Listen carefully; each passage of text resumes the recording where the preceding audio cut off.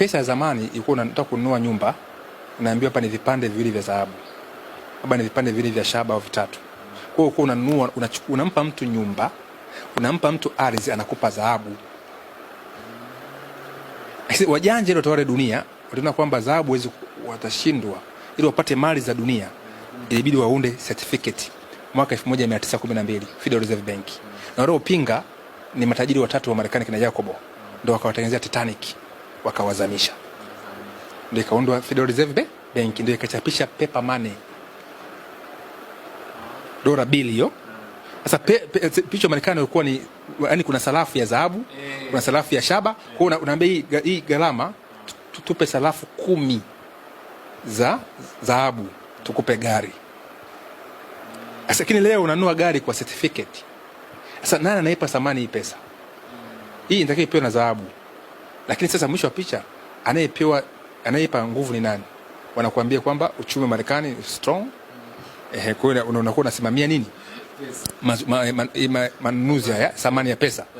Sasa kwa dola siku Marekani dola ikianguka, hizi ni hasara kubwa, ni karatasi tu. Maana wajanja wa uchumi wanasema kwamba kwani tuegemee dola. Dola ina nguvu yake ipo kwenye mafuta na dhahabu.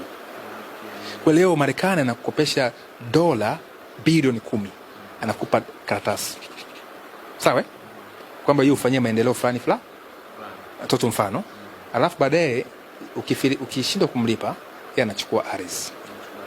Na Mchina leo na hivyo wanafanya, kishindwa anachukua bandari.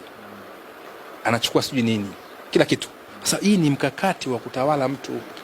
Kwa maana mtu mwenye nguvu anayemiliki dhahabu, gesi, mafuta na ardhi, huyo ndo ana mali. Na benki inataka hicho kitu.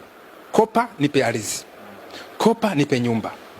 Kwa tuko pamoja paka hapa Sasa kwa hiyo Iran hicho kitu inakataa. Iran ina rasilimali ya mafuta na gesi. Mrashia na mafuta, ndio maana anawashinda wazungu wa Ulaya, kwa sababu yeye wao na karatasi, yeye na nini, ana mafuta.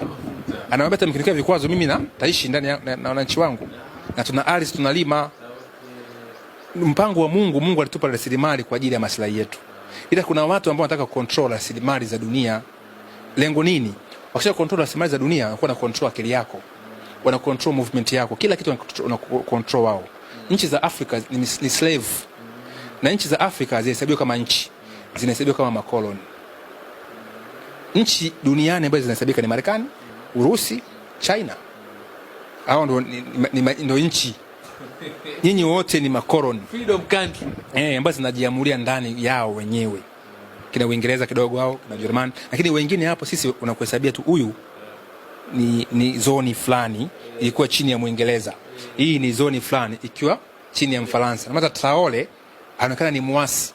Hata hoja kumuondoa kesho kutwa tu. Swala la muda. Si kama wanashinda kumuondoa. Swala la muda tu.